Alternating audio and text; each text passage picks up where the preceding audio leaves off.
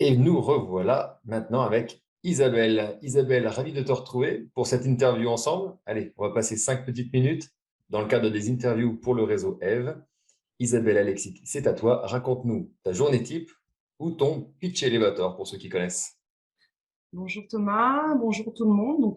Je m'appelle Isabelle Alexis, je suis naturopathe vitaliste et je suis également accompagnatrice jeûne et randonnée, c'est-à-dire que j'accompagne des personnes sur des séjours courts ou prolongés de 3 à 6 jours en fait, en jeûne, sur un type de jeûne Buchinger, jeûne hydrique. Ok, Alors, j'ai pas spécialement envie de vous parler de mes journées types puisque je n'en ai pas vraiment. Par contre, j'avais envie de vous parler d'une journée type de jeûne en fait, hein. Donc, les journées se déroulent comme ça. Le matin, les jeûneurs se lèvent avec, voilà, ça peut être entre 7h30, 8h30, 9h. Je les accueille avec une eau chaude, puisque ça permet justement de continuer à détoxiner le corps, puisqu'il a fait tout son travail pendant la nuit. Eau chaude ou additionnée d'eau, donc un peu de douceur quand même le matin. Ensuite, on fait un peu le point sur comment s'est passée la première nuit ou la deuxième nuit selon l'avancée du jeûne. Et puis, on prépare ses affaires pour partir en randonnée, puisqu'en jeûne et randonnée, comme le titre l'indique, on part entre 2 et 3 heures par jour. On va faire des randonnées qui sont plutôt douces, adaptées vraiment à tout le monde. Il y a des jeunes qui sont plus compliqués, mais moi, pour mon type de randonnée, ce sont des randonnées plutôt faciles, on va dire. Donc, c'est plutôt des d'accord. grandes balades. Et puis après cette randonnée, il y a un retour au gîte où là, il y a 3 heures de temps libre. Je vais appeler ça du temps libre, mais c'est plutôt un temps pour se reposer. Parce qu'en jeûne, on dort pas forcément très bien la nuit. Donc l'idée, c'est vraiment de se reposer sur ces 3 heures. On peut dormir, on peut se reposer, on peut lire, on peut faire ce qu'on veut. C'est vraiment un temps adapté au repos. Et notamment, moi, je propose des massages. Donc, je fais intervenir des partenaires, des masseurs, des masseuses, pour continuer à aider le jeûne à se faire. Ensuite, on se retrouve pour tout ce qui est un peu réveil musculaire. Alors, on le fait le matin ou l'après-midi selon la région. Moi, je suis dans une région où il fait très, très chaud. C'est une On part grosse journée plutôt, type. C'est une grosse c'est journée ça. type. Voilà. Ah, c'est une grosse journée type. Ouais, c'est un peu long. Et puis le soir, on se retrouve pour le bouillon, le fameux bouillon, et faire tout ce qui est discuter autour de thématiques, alors sur les symptômes du jeûne, sur la reprise alimentaire. Et en tant que naturopathe, je peux être amenée à proposer d'autres thématiques beaucoup plus larges. Tu as d'autres cordes à ton arc et ça permet de vraiment enrichir les journées de ce genre-là, les journées des stages. Tout à fait. Voilà. Bien. Alors, puisqu'on voit que les journées sont bien remplies, justement, on va rentrer dans le vif du sujet, quels sont selon toi, ou quel est selon toi le challenge, défi personnel, professionnel, financier, que tu traverses actuellement?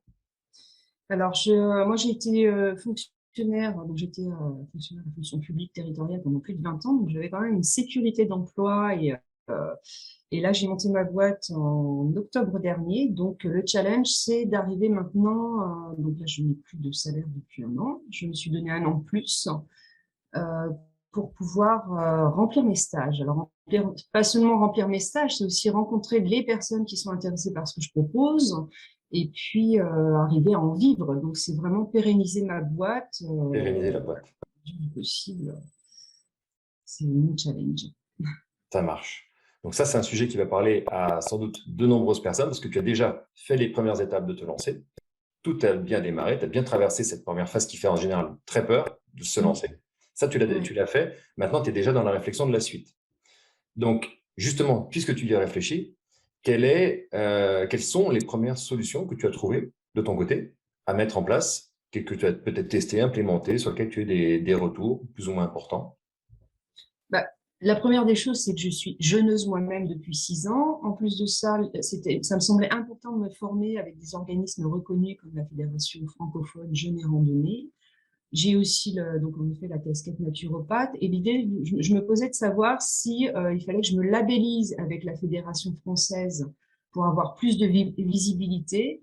Mais je pense que ce n'est pas suffisant et là, je suis aussi en train de me former sur tout ce qui est réseaux sociaux pour faire ma propre com en fait, tout simplement. D'accord?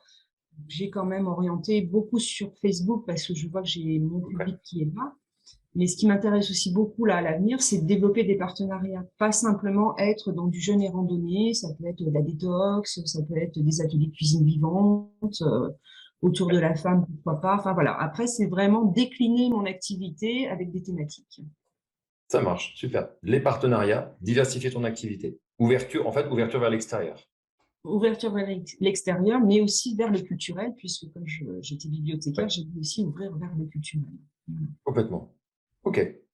Alors, du coup, maintenant, puisqu'on a travaillé ensemble, fais-nous part de ce qu'a pu t'amener un regard extérieur sur ta situation, des solutions que, justement, un regard extérieur t'a apporté.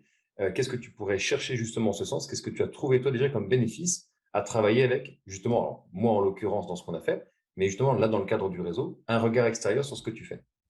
Un regard extérieur me semblait indispensable, hein, puisque, comme je le disais, je sors de la fonction publique territoriale, donc je ne sais pas du tout créer une entreprise, je ne savais pas les enjeux, donc j'avais vraiment besoin d'un professionnel pour m'accompagner, et pas que, puisque j'ai aussi fait tout l'aspect financier pro, mais financier personnel aussi. C'était important de savoir où je mettais les pieds. Donc, ça a été important pour moi de te rencontrer, Thomas, et de travailler ensemble là-dessus, jusqu'à même la création du site internet, parce que tu vas jusque-là, quand même, faut le dire, c'est important.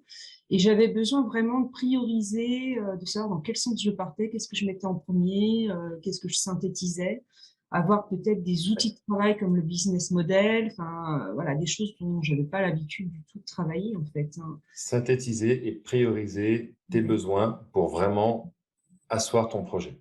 C'est ça. Et l'idée, c'est aussi non seulement de l'asseoir, voilà, mais de la pérenniser dans le temps, en fait, voilà, avec des Complètement. outils de base.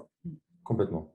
Bon, on en est là aujourd'hui pour ton business, mais pour toi maintenant, dernière question, quelle est une citation, une punchline, un proverbe qui permettrait de te caractériser, de te définir un petit peu plus, de manière plus ouverte, hein, un peu plus de cœur?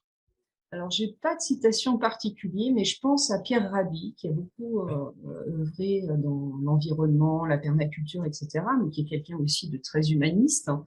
Et j'aime bien l'histoire du petit colibri, en fait. Donc, faire sa part du colibri. Donc, je du vous raconte colibri. très rapidement si vous ne connaissez pas l'histoire.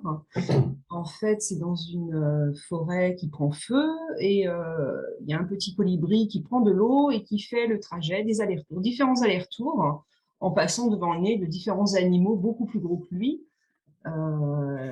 Et les animaux le regardent passer et lui disent mais qu'est-ce que tu fais? Ben, je vais éteindre le feu. Et tu crois pouvoir éteindre le feu avec le peu d'eau que tu apportes? Il les regarde bien en face et il leur dit mais je fais ma part. Donc voilà, l'histoire de la part du colibri, c'est ça. Mais pour la relier vraiment à mon activité, Oui, j'ai une activité qui est dans la santé. Et l'idée, c'est d'apporter peut-être auprès des gens, justement, en faisant ma part du colibri, leur permettre de reprendre leur santé en main avec des petites choses qui sont simples, c'est à la portée de tout le monde. Et, voilà, c'est un peu ce monde-là où l'idée, c'est qu'est-ce que je peux faire moi à mon niveau? J'ai plein de connaissances, j'ai plein de choses, j'ai envie de les partager, mais pour aussi le bien-être. Voilà, c'est tout à vraiment fait.